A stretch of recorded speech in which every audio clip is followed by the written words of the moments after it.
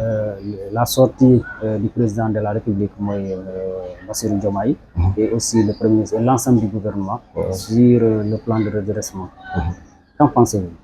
Bon, effectivement, je pense que c'est un plan de redressement économique et social qui est venu à son heure. Parce que comme vous l'avez suivi, on a pris ce pays dans un état un peu critique, avec un niveau d'endettement très élevé. Aujourd'hui, la dernière évaluation fait état de 119%. Donc, du coup, il fallait prendre les précautions et présenter un plan de redressement pour permettre, en tout cas, au pays de pouvoir non seulement faire face à la dette, parce qu'il faudra payer cette dette, mais limiter en tout cas la dette en s'appuyant sur un financement endogène, parce qu'il faut que les gens comprennent que le développement, c'est d'abord compter sur soi pour pouvoir réclamer cette souveraineté.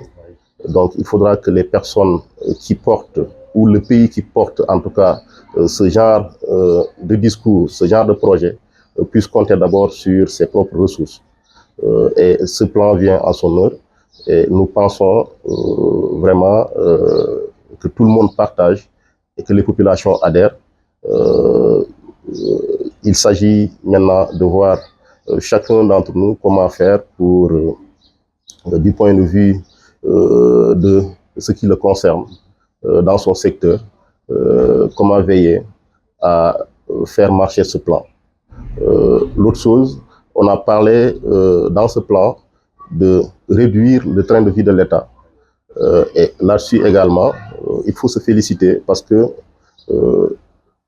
il y a eu trop de gaspillage dans ce pays, en commençant par les hauts responsables. Et nous avons aujourd'hui des dirigeants conscients qu'il faut au moins que l'exemplarité commence par soi-même. Donc, ils l'ont compris et la population va suivre, en tout cas. Mais même le Premier ministre, des fois, chaque sortie, des fois, il a l'habitude de mentionner sur ça parce qu'il a dit que le système existe jusqu'à présent. Même côté de l'administration, le système existe.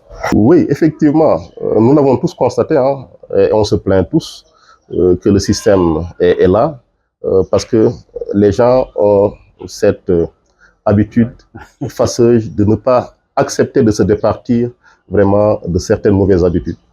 Euh, cette résistance, il faudra la comprendre ainsi, et avec le temps, nous pensons vraiment que les gens vont comprendre que c'est dans l'intérêt de ce pays, c'est dans l'intérêt de tout le monde.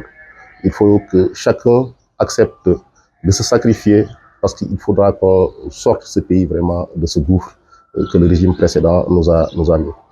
Pas mal de personnes, pour ne pas dire la population, des gens des fois qui critiquent que rien ne bouge, l'économie est à terre. Oui, nous en souffrons tous, hein, parce que nous étions tous conscients que ce pays... Même pour ne pas vous couper, par respect, même le président de la République l'avait une fois annoncé sur ça, que ça va être difficile. Oui, il faudra que cette souffrance-là soit ressentie par tout le monde. Nous étions tous responsables de la réélection de Macky Sall en 2019. Sachant qu'il n'était pas sur la bonne voie, qu'il allait continuer à plonger le pays vraiment dans une situation très critique. Et ceux qui le défendaient à l'époque, c'était ceux qui recevaient des pots de vin, ceux qui étaient autour de lui. Donc, et nous autres, on souffrait, hein, mais on s'était dit que c'était une mauvaise chose de laisser ce dernier sur la direction de ce pays. Et alhamdulillah, le président Sonko, en 2019, je pense bien, c'était en période de pré-campagne. Oui. En France, je me rappelle de son discours en disant que ce pays, avec la politique actuelle de Macky Sall, quelle que soit la personne qui hériterait de ce pays en 2024, prendra tout son temps à soit essayer de redresser le pays ou s'enfoncerait dans ce système. Parce que tout simplement, le mal était très profond et il avait déjà compris, imaginons en 2018-2019.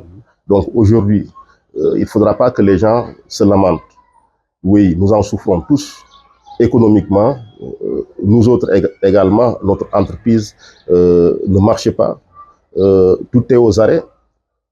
On s'en plaint, mais nous savions également que c'était des conséquences qu'il fallait accepter de vivre. Et il faudra, en tant que Sénégalais, nous souffrons autant que tous. Oui, ça, que les gens le comprennent. Maintenant, il faudra accepter de se serrer les ceintures et la main dans la main.